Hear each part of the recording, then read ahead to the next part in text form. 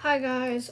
Basically this is gonna be a quick video, just a little disclaimer. I have some sound issues going on with my iPad. My iPad's been a bit old, so I might need to get that fixed at like a store or whatever.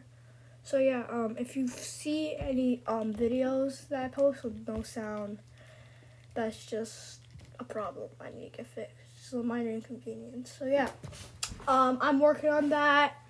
Also working on some other stuff.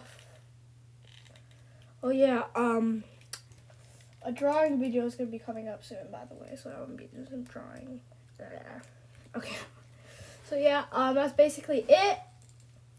Hope y'all can just bear with me for this sound not working problem thing, and I'll try my best to get this fixed. Bye guys.